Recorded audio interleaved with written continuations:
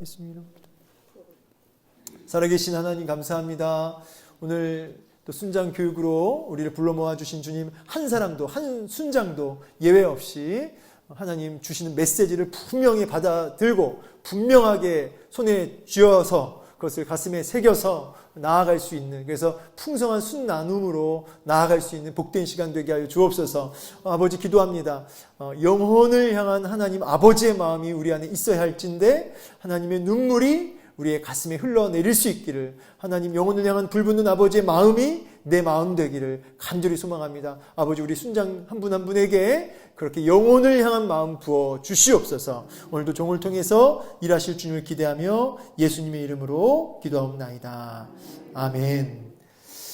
네, 우리 앞뒤 옆으로 우리 사랑합니다 인사합니다. 자, 사랑합니다. 잘 오셨습니다. 자, 오늘은 전도서 그 4장인데요. 전도서 4장 1절에서 6절 말씀인데요. 우리 이 시간 합독하도록 하겠습니다. 전도서 4장 1절에서 6절 말씀 다 찾으셨죠? 예, 우리 함께 합독합니다. 시작. 내가 다시 해 아래에서 행하는 모든 학대를 살펴보았도다. 보라, 학대받는 자들의 눈물이로다. 그들에게 위로자가 없도다. 그들을 학대하는 자들의 손에는 권세가 있으나 그들에게는 위로자가 없도다. 그러므로 나는 아직 살아있는 자들보다 죽지 오랜 죽은 자들을 더 복되다 하였으며 이 둘보다도 아직 출생하지 아니하여 해 아래에서 행하는 악한 일을 보지 못한 자가 더 복되다 하였노라. 내가 또 본즉 사람이 모든 수고와 모든 재주로 말미암아 이웃에게 시기를 받으니 이것도 헛되어 바람을 잡는 것이로다.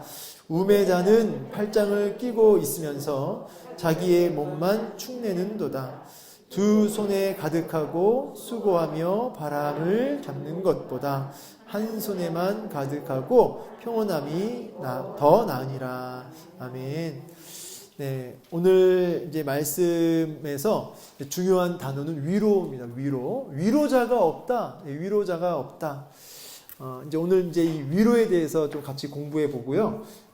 그리고 이제 관련된 그 성경 교리는 제가 일전에 여러분 카톡방에다 올려놨는데, 그 하이델베르크 일문일답, 그 살아서나 죽어서나 당신의 유일한 위로는 무엇입니까? 라고 하는 질문이에요. 당신의 유일한 위로, 진짜 위로는 무엇입니까? 라는 하이델베르크 일문일답의 질문이죠.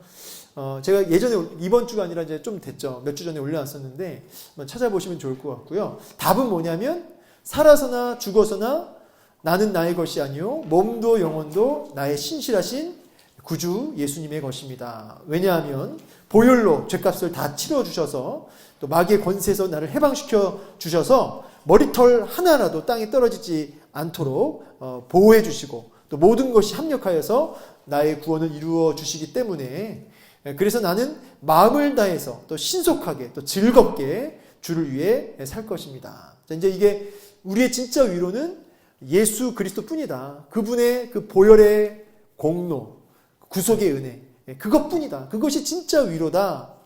이제 이 메시지가 있었습니다. 그래서 오늘 메시지는 위로가 필요한 시대, 위로받아야 할 자들이 많은데 위로받지 못하고 있는 오늘 이 시대 고통은 뭐냐면 여기저기 다 위로가 필요해요.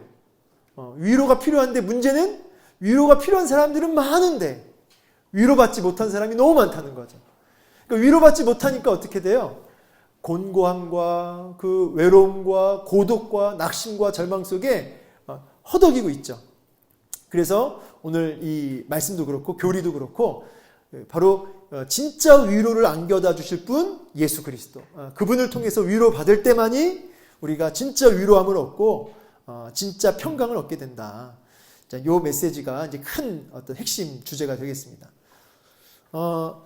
그 전에 조금 다른 이야기이긴 한데, 이제 위로자 되신 분은 예수님이세요. 근데 우리는 그 위로를 받은 자로서 또 작은 위로자가 되어야 되는 거예요. 그죠? 그러니까 이런 겁니다. 참된 위로를 받은 사람이 누군가를 위로할 수가 있어요. 참된 위로자 되신 주님께 참된 위로를 경험하고 맛본 사람만이 누군가를 위로할 수 있다. 이걸 뒤집어서 얘기하면 위로하지 못하는 리더는 사실상 그가 참된 위로를 맛보지 못하고 있기 때문이에요. 그래서 순장들은, 성도는 반드시 누군가를 위로하기 전에 내가 위로받으며 살고 있는가. 나는 진짜 사람 위로 말고 사람이 주는 위로는 말뿐이잖아요. 말뿐이어도 좋긴 하죠. 말뿐인 사람의 위로도 좋지만 근본적 해결은 못 준단 말이에요. 근데 하나님이 주신 위로는 살아서나 죽어서나 근본적 대안을 주시기 때문에 그 위로를 받은 자만이 누군가에게 실제적인 위로를 줄 수 있는 거죠. 위로를 줄 수 있다. 그래서 여러분, 우리가 위로하기 전에 위로받아라. 그죠? 다시. 위로하기 전에 위로받아라. 그럼 위로를 받으면 우리도 위로자가 되어서 이렇게 어렵고 상심당한 자들을 위로할 수가 있는데, 이때 우리가 많은 수고와 헌신이 따라오게 되겠죠. 자연스럽게. 그러니까 이게 위로받지 못한 상태에서 헌신하고 수고하고 억지로 위로하려면요, 마른 수건 물 짜내는 것처럼 힘들어요. 그리고 상대방도 느껴요. 저가 그냥 형식적으로 지금 말로만 위로하고 있다. 아니면 진짜 그 성령의 감동이 막 느껴지면서 그 위로함이 정말 성령에 의한 위로함으로 이렇게 다가옵니다. 그래서 우리가 이게 말뿐 위로자가 안 되려면, 그래서 우리의 수고가 기쁨으로 막 되려면 먼저 풍성한 위로를 받아야 된다는 거죠. 제가 질문을 드렸던 적이 있는 것 같은데 기억하실지 모르겠어요. 우리가 하나님의 아들이에요, 종이에요? 하나님의 자녀예요, 종이에요? 자녀죠. 근데 사도 바울은 그의 서신서에서 그리스도의 종 나 바울은 그래요. 그러니까 그리스도의 종, 다른 말로 그리스도의 노예인 나 바울, 이런 말을 쓴단 말이에요. 여러 그 성경책에서. 그러면 우리는 자녀인데 왜 바울은 종이라고 했을까요? 네네, 뭐라고 얘기를 하시죠? 돌림 노래로 말씀하셔가지고 제가 잘 뭔가 하셨어요. 그러니까 이게 뭐냐면, 정답을 얘기하자면 자녀가 맞죠. 자녀가 신분상 자녀가 됐어요. 그런데 이게 뭐가 되냐면, 우리가 이제 자녀가 되었지만 자녀라도 다 똑같은 자녀가 아니죠. 이제 자식이 딱 된 순간, 아직 어렸을 때는, 애였을 때는 자녀의 권세를 막 누려요. 그리고 왜 애들이 엄마 아빠 본인이 해준 것도 없어도 막 권세가 있잖아요, 자녀들이. 그러면 어이구 하면서 먹을 거 입을 거 다 대주잖아요. 자녀된 권세죠.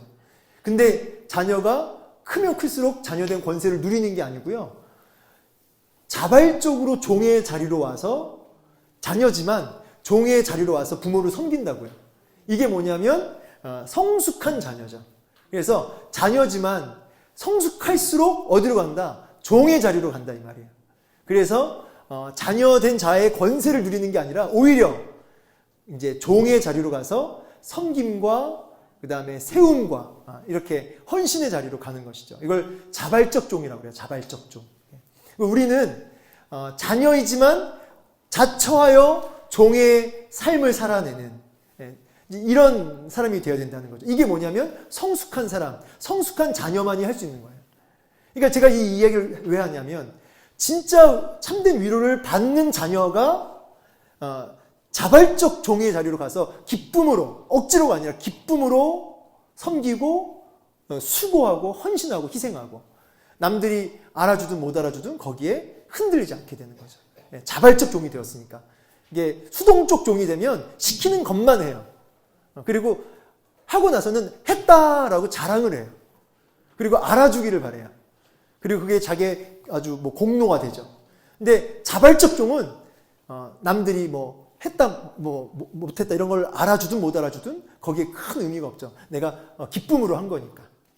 그래서 우리가 참된 그 자녀는, 성숙한 자녀는 자처의 종의 자리로 가고, 그렇게 참된 위로를 받은 자만이 그렇게 진짜 위로를 줄 수 있다. 이거 같은 메시지 안에서 같이 좀 생각을 해봤으면 좋겠어요. 그래서 여러분, 좀 우리가 하는 데 있어서, 일꾼으로서 섬김에 있어서 우리가 위로를 주고 하는 그 일에 있어서 여러분 굉장히 좀 지쳐만 간다, 내가 조금 이렇게 마음이 자꾸 이렇게 힘들다, 이러면은 내가 지금 위로받지 못하고 있구나. 내가 하나님께 공급받지 못하고 있구나. 내가 지금 성숙하지 못하고 있구나. 이거를 역으로 진단하시면 돼요. 저도 좀 우스운 게 이제 대신방 기간에 제가 이제 신방을 막 쉼 없이 하고 이제 다른 이제 목사님들하고도 그렇게 신방을 다 열심히 하시거든요. 근데 이제 제가 가까우니까 또 마음에 욕심도 있으니까 좀 막 열심히 했단 말이에요. 그러면은 성도들 만나서 하나님 주시는 그 가정마다 주시는 위로와 은혜를 나누고 참 좋단 말이에요. 그러면은 자발적 종이고 하나님께 위로받은 종은 이제 그런 걸로 감사하고 영광인데 꼭 사무실 들어와서 아이고 신방 갔다 왔다. 아이고 뭐 이렇게 막 이렇게 아이고 오늘도 한 7가정 했네. 막 저도 모르게 언젠가 그런 말이 나왔어요. 목사님들 이렇게 둘러보면서 나 갔다 왔다고. 나 오늘 수고 엄청 했다고. 이렇게 뭔가 이렇게 목사님들한테 자꾸 나 오늘 엄청 수고했으니까 목사님 나 좀 알아달라고. 저 부목사님들한테 저 굉장히 수고 많았다고. 막 그렇게 말을 노골적으로 안 했는데 은근히 그렇게 말을 하는 거예요. 그래서 성도들 중에서도 목사님 피곤하시죠? 그러면은 아니 뭐 괜찮아 이렇게 하면 되잖아요. 근데 신방 일정을 쭉 얘기하는 거예요. 내가 어제부터 어디를 가가지고 뭐 저녁에 왔다고 내가. 그러면은 이제 그건 뭐예요? 이제 좀 알아달라 이거죠. 알아달라. 좀 내가 얼마나 수고했는지 알아달라. 그러니까 이제 이런 것이 이제 인간적 위로를 좀 받고 싶은 거예요. 근데 그 인간적 위로를 받고 싶은 거는 사실 뭘 반증하냐면 요즘 하나님 위로가 좀 적구나. 좀. 응? 요즘 하나님 위로를 좀 적게 받으니까 자꾸 사람 위로가 자꾸 필요한 거예요. 예. 하나님 위로가 적어질수록 사람 위로에 목말라 하기 시작해요. 그래서 좀 알아줬으면, 지나간 성도님들마다 좀 알아줬으면, 그때마다 저 스스로 진단이 딱 되는 거죠. 야, 요즘 하나님 위로가 좀 결핍이 있다, 내가 지금. 이렇게 진단해보자는 거죠. 자, 이렇게 해서 우리가 하나님 위로를 그러면 내가 날마다 풍성히 공급받으려면 어떻게 해야 되느냐. 이 질문으로 딱 이제 귀결되는 거예요. 그렇다면 나는 날마다 하나님의 그 크신 위로를 이제 공급받으려면 어떻게 해야 되는가. 이제 이런 질문을 가지고 이제 이제 본문을 좀 보죠. 자, 이제 본문을 잠깐 제가 주의를 할게요.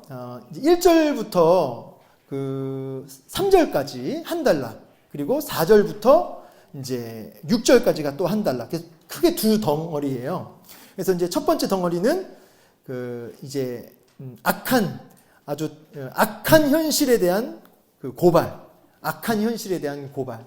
이게 이 말을 좀 어렵겠는데, 이게 악한 현실에 대한 고발이라면 무슨 말이냐면, 세상이 이게 너무너무 악한데, 이게 하나님이 침묵하시는, 말씀하시지 않고 역사하지 않는, 거기에 대한 탄식이에요. 이런 어떤 답답한, 이런 마음. 그리고 이제 두 번째에 대한 이야기는, 이제 이 제목이 뭐냐면, 인과 응보의 원리를 기대하며 사는 것은 우매한 일이다. 이렇게 나와 있어요. 이게 무슨 말이냐면, 이렇게 내가 이해되지 않아도, 그러니까 이 세상이 내가 이해되지 않는 일들이 막 잔뜩 일어난단 말이에요. 그걸 받아들여야 되는데, 그걸 못 받아들이고 왜 이런 일이 일어났을까? 왜 이런 일이 일어나서 이렇게 하나님은 역사하지 않으실까? 이렇게, 그거를 받아들이지 못하는 것은 어리석은 일이다. 이런 뜻이에요. 그러니까 이 세상이 꼭 1 더하기 1이 2다. 인과응보, 내가 선을 행했으니까 선한 열매가 나올 것이다. 이거는 어리석은 일이라는 거죠. 예. 마치 욥이 자기가 죄를 안 줬으니까 난 고난 안 받아야지. 근데 난 죄 안 줬는데 왜 고난이 왔냔 말이에요. 그러면서 막 이해가 안 된다고 막 따지잖아요. 그것은 우매한 일이다 이 말이에요. 예. 세상이 꼭 그렇게 돌아가는 게 아니다 이 말이죠. 그 이야기를 하고 있는 겁니다. 그래서 이 두 단락의 메시지는 그런 건데, 한 절씩 빠르게 보자면, 자, 1절에 보면 내가 다시 해 아래에서 행하는 모든 학대를 살펴보았도다. 보라, 학대받는 자들의 눈물이로다. 그들에게 위로자가 없도다. 자, 여기까지 보면, 여기 이제 학대받는다. 이게 이제 뭐냐면, 이제 뭐 아슈크 이렇게 발음하는데, 아슈크 이 말은 이제 압제, 억압 이런 뜻이에요. 압제, 억압. 뭐 학대 뭐 다 같은 말이죠. 그러니까 우리가 억압받고 압제당하고 고통받는데, 근데 뭐가 없어요. 그걸 도와줄 위로자가 없는 거죠. 근데 저는 여기서 우리가 좀 주목하고 싶은 동사가 뭐냐면, 살펴보았도다, 보라. 이게 이제 뭐냐면, 지금, 제가 어떤 게 이렇게 느껴지냐면, 이 전도서 기자가 학대받는 자들을 보고 있단 말이에요. 학대받는 자들을 보고 있고 학대받는 자들의 눈물이 보였다 이 말이에요. 눈물이 보였다. 그래서 그것을 보면서 위로자가 필요한데 위로자가 없구나라고 지금 탄식하고 있거든요. 여기서 첫 번째 중요한 건 뭐냐면 학대받는 자들이 눈에 보였다는 게 중요한 거예요. 여러분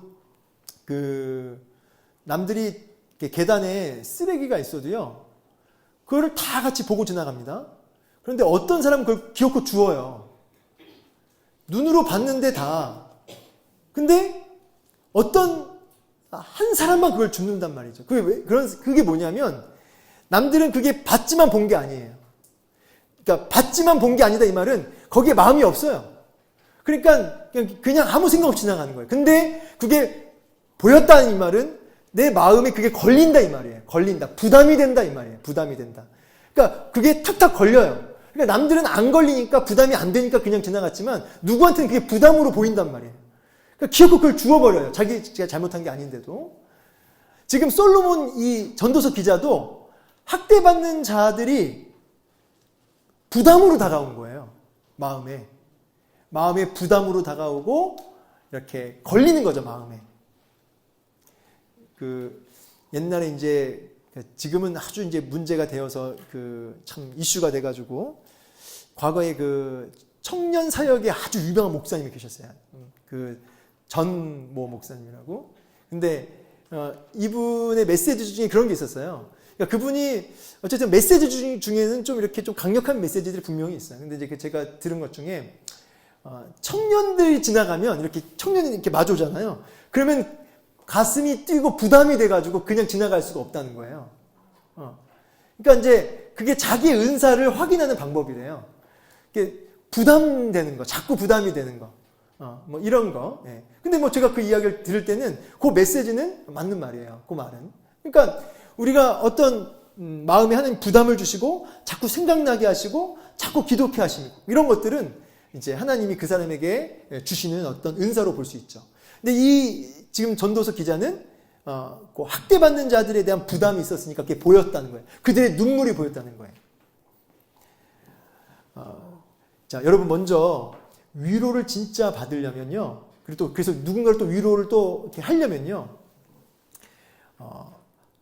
그 영혼에 대한 그 비참함, 영혼에 대한 그 안타까움, 그 절망스러움, 그런 게 보여야 된다 이 말이에요.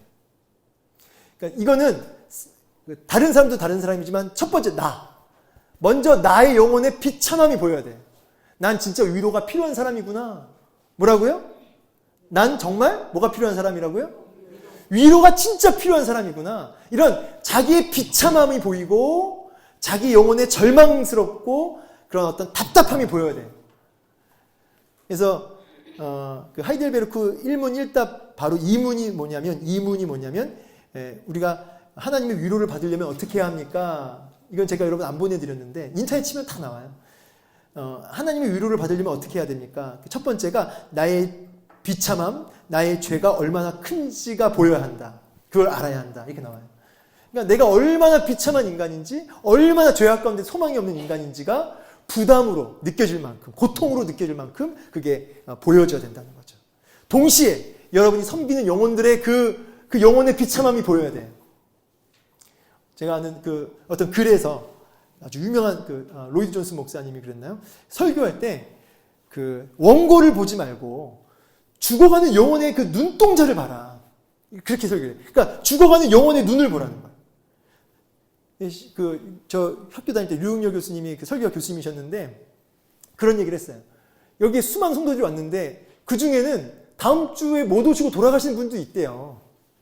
그러니까 오늘 설교 듣고 그 주중에 돌아가신 분이 있다는 거예요. 그런 경우가 있었대요, 또 실제로. 그러니까 죽어가는 영혼을 바라보면서 정말 막 살라고, 정말 죽지 말고 살라고 그런 마음으로 설교를 하라고 하시더라고요. 근데 이제 이게 바로 그 원리의 첫 번째. 정말 위로를 먼저 받으려면 또 누군가를 또 정말 제대로 된 위로를 하려면 그 영혼의 그 죄악과 사망의 권세 아래 붙들려 있는 그 비참함, 그 영혼의 그 비참함 이런 게 보여야 된다. 나도 내 스스로도 보여야 되고 내 안에 있는 비참함을 또 영혼에 대한 그 비참함도 보여야 된다는 거죠. 보라, 보았도다, 보라, 눈물이로다. 예. 야, 이런 눈물이 보인단 말이죠. 그 뒤에서 울고 있는 성도들의 눈물이 안 보이는 목회자는 그 눈물을 닦아낼 수가 없죠. 눈물. 예. 그들에게 위로자가 없도다. 예. 위로자가 없다. 그러니까 그들에게 어떤 그 참된 평강을 안겨다 줄, 그들을 도와줄 자가 없다. 그들을 학대한 자들의 손에는 뭐가 있냐면 권세가 있대요. 학대를 하는 자들에게는 힘이 있고 그 어떤 세상 힘을 가지고 그들을 막 억압하는데 정작 그들에게는 위로자가 없도다. 그러니까 계속 그 힘 있는 자들은 계속 억압하는데 없는 자들 그들은 계속 억압만 받으면서 어떤 해결 대안 없이 살아간다는 거죠. 그러므로 2절 보면 나는 아직 살아있는 자들보다 산 자들보다 죽은 지 오랜 죽은 자들을 더 복되다 했으며 이 둘보다 아예 그냥 태어나지를 않은 인간이 더 복되다 하였노라. 그러니까 너무 세상이 부조리하니까 계속 위로받지 못하고 학대받는 자들은 또 학대한 자들은 계속 승승장구하면서 힘을 움켜쥐고 계속 학대하니까 이게 너무 불공평하다. 너무 차라리 태어나지를 말았으면 그 인간이 진짜 복된 인간이 아니겠는가. 이제 이런 말을 하거든요. 근데 이제 요 2절 말은 조금 이게 좀 약간 잘못 해석하면 오해가 있습니다. 왜냐하면 그 잠언인가요? 그 산 개가 죽은 사자보다 낫다 이런 표현이 있어요. 실제로 이 땅에서 살아가는 것이 복되다라는 표현들이 성경에 많이 나옵니다. 근데 이거 2절만 딱 띄워놓고 보면은 마치 그 죽어 있는 게 죽는 인생, 그러니까 이 땅에 태어나지 않은 게 복된 것처럼 이렇게 마치 생명을 좀 경시하는 좀 그런 그 느낌이 들어요. 근데 그런 뜻은 아니고 이게 이제 흐름 속에서 봐야죠. 문맥 속에서. 이게 생명 경시하거나 그런 뜻이 아니라 그만큼 이해가 안 된다 이 뜻이에요. 그만큼 이해가 안 되고 그만큼 이 땅의 그 인생들이 비참하고 소망이 없고 너무너무 고통스럽다. 위로받지 못하고 있다. 그것을 강조하기 위해서 이렇게 표현한 것이죠. 어떤 생명을 경시하거나 이런 의미는 아니다. 그렇게 오해 없이 이해하시면 되겠습니다. 이제 여기서 이제 저는 어떻게 좀 이걸 해석했냐면 여기 학대받다, 학대다. 요거를 세상 권세자들이 힘을 가지고 사람을 막 억압하고 이런 의미로 이 사람을 썼지만 제가 성경 전체로 봤을 때는 이 의미가 어떻게 해야 되냐면 이 학대하는 자는 사탄으로 보는 게 딱 좋겠다 이 말이에요. 사탄 마귀가 우리 성도들을 그 인생들을 이렇게 학대한다 이 말이에요. 이렇게 죽이려 들고 고통을 안겨다 주고 절망을 안겨다 주고 성도들로 하여금 파국으로 가게끔 하는 망하게 하려고 하는 사탄의 세력으로 우리가 딱 여기 매칭을 시켰으면 좋겠어요. 근데 성도들이 위로받지 못하는 거예요. 하나님의 자녀들이 위로받지 못하는 거예요. 위로자가 사실 있는데 그 위로자 앞으로 나아가지 못하니까 위로받지 못하고 그렇게 고통 속에 있는 이 모습으로 딱 이해하시면 좋을 것 같아요. 자, 그러면서 사탄과 죄와 죽음 앞에 학대받는 인생을 떠올리시면 좋을 것 같고 4절 볼게요. 내가 또 본즉 사람이 모든 수고와 모든 재주로 말미암아 이웃에게 시기를 받으니 이 말은 그러니까 열심히 산단 말이에요. 열심히 수고하고 또 주신 달란트를 가지고 잘했단 말이에요. 그런데 사람들이 시기 질투, 시기를 받으니 막 질투하면서 미움을 받고 막 경쟁하는데 서로 미워하고 질투받고 이런 인생이 이게 뭐냐? 이게 헛되다. 그러니까 이렇게 열심히 수고했는데 시기 질투하고 싸우고 미워하고 이게 뭐 의미가 있나? 헛되다. 이런 이야기예요. 그러니까 꼭 그렇게 부지런히 그냥 무작정 부지런히 사는 것은 의미가 없는 것 같다는 뜻이에요. 또 5절 우매자는 팔짱을 끼고 있으면서 이 팔짱을 끼고 있다는 이 그림은 뭐냐면 이렇게 지켜본다 이런 뜻이 아니라 이게 딱 그 게으름을 의미해요. 이 팔짱을 끼고 있다 이 말은 게으르다 이 뜻입니다. 게으르고 일을 하지 않으니까 자기 몸만 축내는도다. 그러니까 그렇죠. 일을 밥 벌어 먹는 게 아니라 그냥 자기 살을 먹는 거예요. 그냥 이 말은 스스로 그냥 게을러서 일도 안 하니까 그냥 스스로 죽어가는 거죠. 그러면서 지금 이게 4절은 부지런히 사는데 시기 질투하고 5절은 아예 일 안 하고 게을러서 사는. 그러니까 둘 다 헛되다는 거죠. 6절 두 손에 가득하고 수고하며 바람을 잡는 것보다 한 손에 가득하고 평온함이 더하다. 이 말은 뭐냐면, 그러니까 결국은 우리 인생에 이렇게 헛된 거 잡지 말고 막 두 손 가득히 재물 가득하고 막 두 손에 막 부요가 가득하고 그걸 추구하지 말고 하나님 주신 평강, 좀 부족해도 내 손에 든 게 좀 부족해도 하나님 주신 평강 누리며 사는 게 제일 복되다. 요 이야기를 하고 있는 거죠. 성경 말씀이 그런 거 있죠. 나로 하여금 너무 부하게도 마옵시고 또 너무 가난하게도 마옵소서. 이제 그런 의미랑 좀 비슷해요.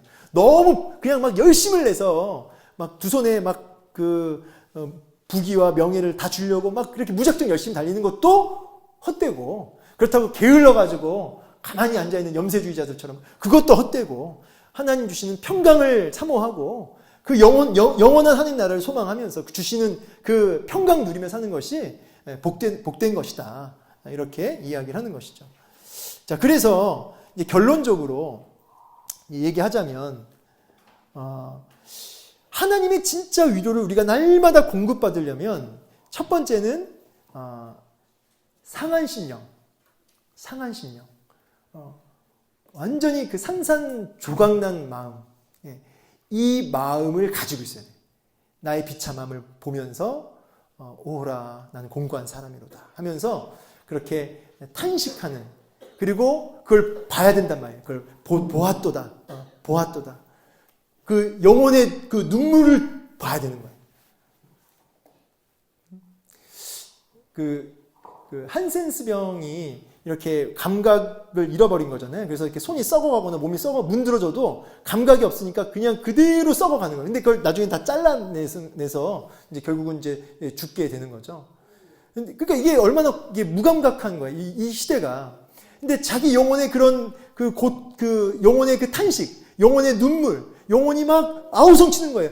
너무 고통스럽다. 나 너무너무 고통스럽다. 살고 싶다. 근데 문둥병자처럼 그 감각이 없는 거예요. 그냥 무감각하게 그냥 내 안에 그 영혼의 그 눈물을 못 보는 거죠. 그 고통을 못 보는 거죠. 못 듣고 못 보는 거죠. 그러니까 난 문제 없어 하고 살아가는 거예요. 그러면 위로를 절대 못 받습니다. 절대 위로를 못 받습니다. 반드시 위로받고자 한다면 내 영혼의 그 어떤 눈물이 막 내 안에서 막 울고 있는, 아우성치는 내 영혼의 그 눈물이 보여야 되고 탄식이 보여야 된다는 거죠. 그리고 남들의 그 탄식 소리가, 눈물이 보여야 된다는 말이에요. 먼저 이런 상한 심령으로 그걸 볼 줄 아는 사람이 하나님의 위로를 먼저 받게 되는 거죠. 그리고 이제 이어지는 두 번째는 뭐냐면 4절에서 나오는 이야기처럼, 4절 5절에서 나온 것처럼 이 땅에 그 두 손에 가득 이렇게 이 땅에 그 헛된 것들을 잡으려고 너무 분주하게 살아가는 것도 여러분, 그것도 위로받지 못해요.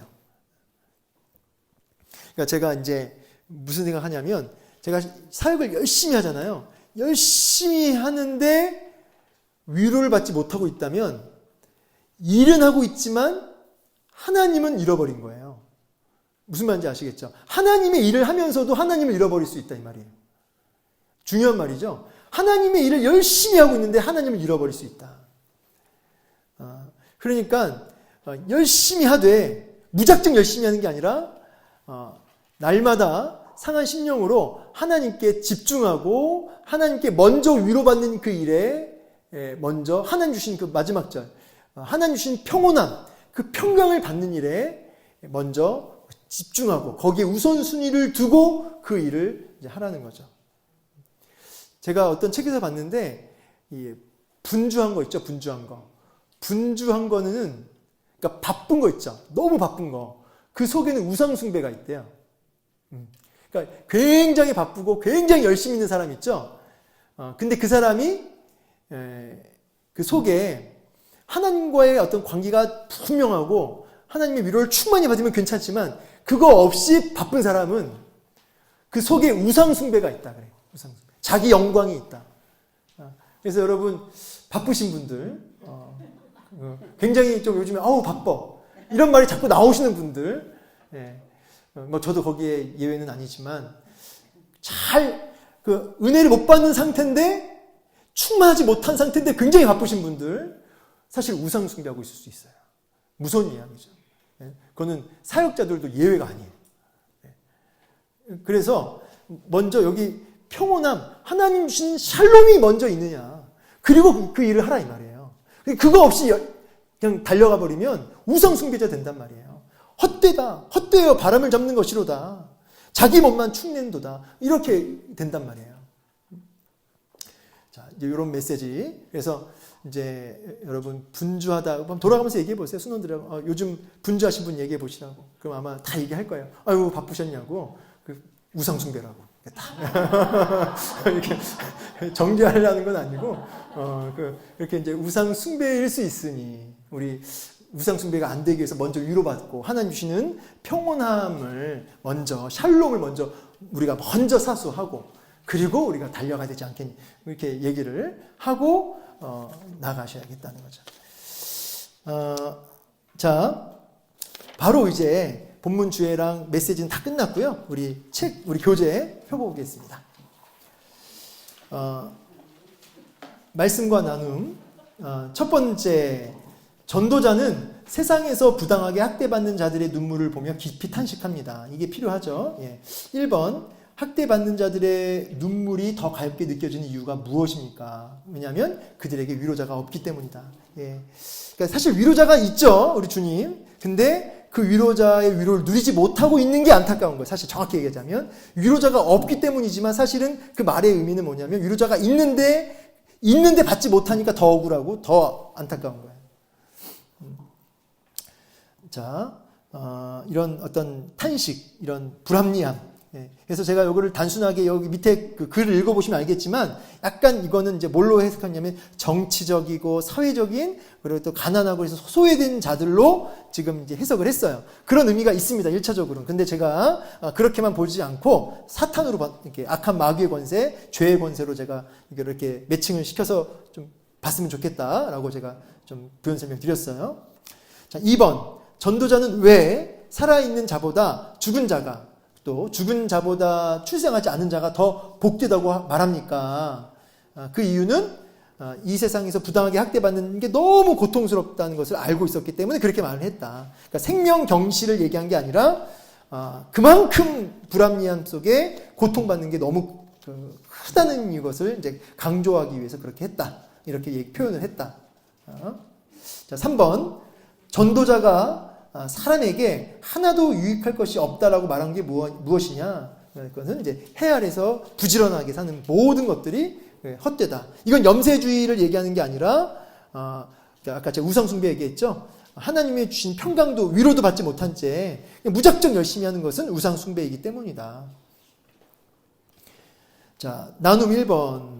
전도자는 인권이 유린당하는 현실을 보면서 한탄했습니다. 오늘날 발생하는 학대와 억압은 무엇이며 그 일을 당하는 사람의 형편은 어떨지 이야기해 봅시다. 우리가 어떻게 학대받고 학대당하는 사람들에게 위로자가 되어줄 수 있는지를 나눠봅시다. 자, 요 이야기를 나눌 때 나누면 이렇게 했으면 좋겠어요. 요즘 돌아가면서 요즘 나는 무엇 때문에 가장 힘이 드는가? 고통스러운가? 요즘 나는 무엇 때문에 가장 그 마음이 이렇게 눌림이 있는가? 요즘 나는 뭐가 그렇게 눌려 있는가? 자꾸 요즘에 그 침투적 사고, 자꾸 드는 생각은 무엇인가? 마음이 자꾸 이렇게 미끄러지는 이유는 무엇인가? 그래서 우리 이게 학대당하는 자라는 게 어떤 사회적으로만 보면은 이제 나눔이 좀 어려운데 이런 식으로 나눠보세요. 요즘 어떤 학대를 받고 있는지, 어떤 억압 속에 내가 눌려 있는지.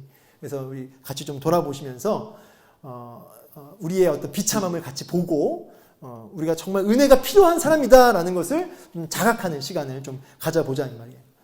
자, 2번. 과도한 욕심을 부리며 경쟁하기 시작하면 아무것도 얻을 수 없습니다. 그래서 이제 1번에 보면은 2-1번. 전도자가 사람의 수고와 성취가 헛되다고 말한 이유는 무엇인가? 그게 이제 어떤 자꾸 미워하고 시기하고 질투하고 어떤 계속 경쟁하고 이렇게 어떤 평강을 잃어버린 채 그렇게 그냥 시기 질투하는 이런 게 의미가 없다 이 말이죠. 기쁨도 잃어버리고 무한 경쟁 그게 다 의미가 없다는 거죠. 그러면서 가로 2번에 전도자가 인용한 옛 지혜자의 경구 우매자는 팔짱을 끼고 있으면서 자기 몸만 축내는다. 이건 그 게으름을 얘기하죠. 자기 살을 먹는다. 게으른 사람. 그래서 시간을 허비하고 그렇게 한탄만 하는 게으른 자. 그것도 뭐예요? 참 허무하고 헛된 인생이라는 거죠. 자, 너무 분주한 거, 그리고 또 게으른 거 다 허무하고 의미가 없다. 자, 그래서 3번. 전도자가 새롭게 주장하고 싶은 건 뭐냐? 그러니까 결국은 샬롬이에요, 샬롬. 한 손에 좀 내 손에 좀 소득이 적을지라도 평강의 열매를 누리며 사는 게 낫다는 거죠. 두 손 가득히 바람을 잡으려고 하지 말고 하나님 그 평강 그거 하나를 붙잡는 거에 너 집중해라.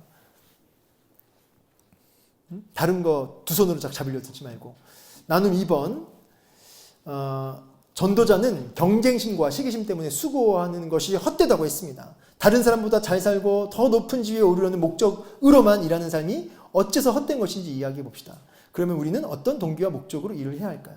우리가 열심과 일을 낼 때 아까도 얘기했어요. 하나님 주신 샬롬을 잃어버린 채 열심을 내버리면 시기하게 되고요. 질투하게 되고요. 짜증내게 되고요. 날카로워져요. 그래서 하나님 주신 평강을 먼저 맛보고 누리고 목적을 분명히 하고 달려가야지 우리가 이렇게 헛된 미움과 분노의 감정에 휩싸이지 않게 되죠. 자, 3번. 그래서 나눔할 때 좀 이런 나눔하면 좋겠어요. 우리 각자 다 바쁘신데 그러면 어떻게 구체적으로 하나님의 위로를 먼저 받고 하루를 시작할지 한번 그 계획을 한번 짜봅시다. 발표 한번 생각을 해봅시다. 뭐 그런 것도 나눠봐도 좋겠어요. 돌아가면서 나는 이거 제가 소스를 드리자면 어떤 분은요 그 주일 설교를 필사를 하는 거예요. 주일 설교를 매일같이 그러니까 이제 말씀이 홍수 속에 있지만 말씀 하나라도 붙들고 살지 못하기 때문에 영혼들이 변화가 없는데 그러니까 주일 설교 말씀을 매일 그것을 반복해서 쓰는 거예요. 매일같이. 그리고 장소를 이동할 때마다 제가 선교관에서 여기 베다니로 올 때 이동할 때마다 그 말씀을 읊조리는 거예요. 읊조리면서 잠깐 기도하고 그 말씀 붙들고 이런 식으로 말씀을 붙들고 늘어지는 그래서 하나님의 그 샬롬을 먼저 말씀으로 그 누리는 그 일을 항상 그 순간순간에 먼저 하고 일을 했다는 거죠. 일을 했다. 그러니까 그 참 좋은 방법이죠.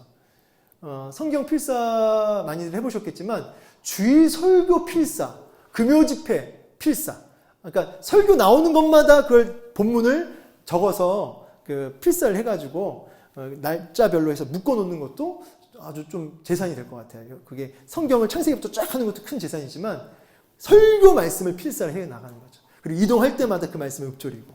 그거는 이제 뭐 여러 가지 방법이 이제 있겠지만 제가 소스를 드린 거예요. 한번 그 나눠보세요. 우리가 어떻게 하면 먼저 달려가지 말고 먼저 하나님의 샬롬을 어떻게 누릴까? 위로를 먼저 받기 위해서 내가 어떻게 할까? 네, 여기까지 하시면 되겠습니다. 나눔 3번은 뭐 크게. 자, 오늘 이제 수업은 이것으로 마치고요. 그렇습니다. 이제 여러분 위로가 다 필요합니다. 제일 위로가 많이 필요한 사람이 여기 순장들이에요. 순장들이 제일 위로가 많이 필요합니다. 왜냐하면 순장들이 달리기만 열심히 했으니까. 근데 이제 또 그렇게 따지면 또 우리 담임 목사님을 위시하여서 또 교육자들도 위로가 참 필요한데 하나님이 위로해 주셔야 돼요. 하나님이 위로해 주셔야 지치지 않습니다. 그래서 여러분 교육자들을 위해 기도하실 때 특별히 담임 목사님과 저를 위해서도 이제 여기 제가 사교구 담당이니까 하나님의 위로를 날마다 이렇게 받아 누리게 하옵소서.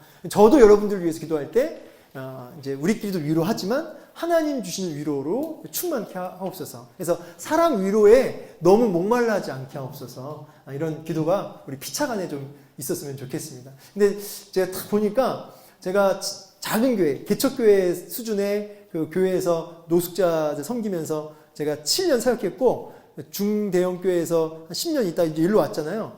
근데 사람 위로도 필요하겠더라고요, 제가. 사람들의 격려와 위로도 굉장히 힘을 주더라고요. 그 속에서 하나님의 위로도 때로는 볼 때가 있어요. 그러니까 우리가 위로를 먼저 충만히 받아서 힘써 위로를 좀 서로 간에 할 수 있는 그 눈물을 볼 수 있는 우리가 되었으면 좋겠습니다. 같이 제가 기도하고 마치겠습니다. 살아계신 하나님, 오늘 말씀을 통해서 위로에 대한 주제를 가지고 같이 공부했습니다. 하나님, 위로가 필요한 시대, 근데 위로받지 못하는 그래서 울고 있는 이 시대, 그 눈물, 하나님 그 눈물을 보시는 주님, 나도 그 눈물을 보게 하여 주시옵소서. 그래서 나도 그 눈물을 보면서 하나님의 위로받기를 먼저 내가 힘쓰고, 또 위로가 필요한 그 눈물 흘리는 자에게 또 주님의 위로로 나아갈 수 있는 우리 위로자들이 다 될 수 있게 하여 주옵소서. 참된 위로자 되신 주님, 우리가 오늘 말씀을 통해서 우상 숭배하지 않기를 원합니다. 우리가 먼저 주의 위로를 먼저 누리기 위해 힘쓸 수 있는 우리의 그 연약함과 우리의 비참함을 먼저 보고 힘써 주 앞에 나아갈 수 있는 우리 순장들 또 순원들 다 되게 하여 주시옵소서. 예수님의 이름으로 축복하며 기도하옵나이다. 아멘. 하나님께 영광의 박수로 오늘 수업 마치겠습니다. 감사하고요. 특별한 권고사항은 없고, 다만 제가 좀 부탁의 말씀드리자면 순 모임 보고를 지금 이제 받고 있는데, 저희 수는 그 성적이 참 좋은 편입니다. 근데 이제 요즘에 영상으로 대체, 아니면은 대신방으로 대체까지는 제가 이해할게요. 근데 이제 뭐로 대체, 대체가 좀 많아요. 요즘엔 대체가 많다 보니까 숫자가 지금 90대로 떨어졌거든요. 원래는 우리가 100대가 넘었었어요. 근데 최근 들어서 이게 이제 방학이 12월 몇째 주가 아니더라. 이제 곧 방학이에요. 그러니까 이게 원래 정상이긴 해요. 방학이 가까울수록 떨어져요. 그러니까 근데 이제 마지막까지 힘내주시고, 그리고 이제 순 보고를 저희는 카톡으로 받아서 제가 볼 때 아주 효과가 좋아요. 왜냐하면 카톡방에 누가 하나 올리면, 맞다, 까먹었다. 또 올려요. 마치 완독 효과가 있거든요. 근데 교회에서 카톡으로 하지 말고, 전산 디모데로 하라고 하는 이야기가 있는데, 아무튼 그 부분은 제가 다시 공지를 하겠습니다. 일단 카톡으로 받을게요. 네, 이상입니다. 네, 수고하셨습니다. 네.